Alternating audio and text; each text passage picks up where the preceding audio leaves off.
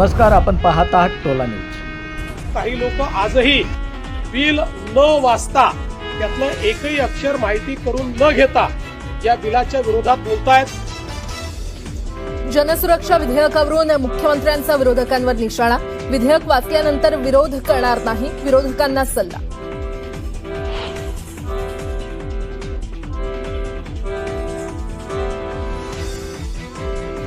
देवाभाऊकडे सर्व काही तरी पक्ष फोडत सुटले। नाशिकमधील कार्यकर्त्यांच्या पक्षप्रवेशावेळी उद्धव ठाकरेंचा मुख्यमंत्र्यांवर हल्लाबोल।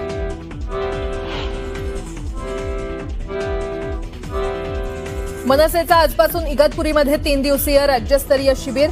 राज ठाकरे स्वतः शिबिरात करणार मार्गदर्शन। शिवसेना उबाठासोबतच्या युतीबाबत काय निर्णय घेणार याकडे लक्ष।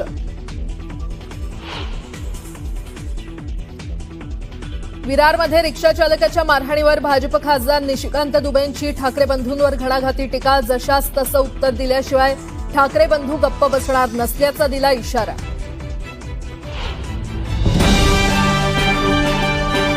प्राथमिक शिक्षणात तिसरी भाषा सक्तीसाठी कोर्टात धाव घेणार वकील गुणरत्न सदावर्ते। त्रिभाषा सूत्राचा रद्द केलेला जी.आर. पुन्हा लागू करण्याची सदावर्तेंची मागणी।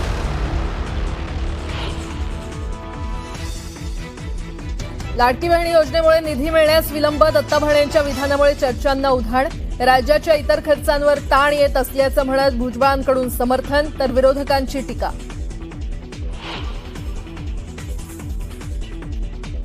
शिवधर्म फाउंडेशनच्या कार्यकर्त्यांकडून संभाजी ब्रिगेडच्या प्रवीण गायकवाड यांच्यावर शाईफेक। आपल्या हत्येचा प्रयत्न, गायकवाड यांचा आरोप, तर दीपक काटेसह 7 जणांवर गुन्हा दाखल।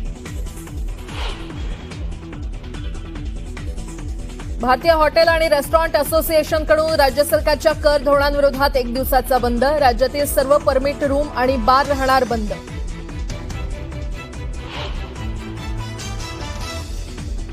उत्तर भारताला मुसळधार पावसानं झोडपलं। राजस्थानातल्या अजमेर स्टेशनवर भरलं पाणी। वाराणसीत गंगा नदीनं ओलांडली धोक्याची पातळी। भारताचे सुधांशु शुक्लांना इंटरनॅशनल स्पेस स्टेशनमधून देण्यात आला निरोप। अंतराळ स्थानकातून आज पृथ्वीकडे होणार रवाना। आणि लॉर्ड्स कसोटी रंगतदार स्थितीत, भारताला विजयासाठी 135 धावांची गरज। चौथ्या दिवशी भारतानं गमावल्या 4 विकेट।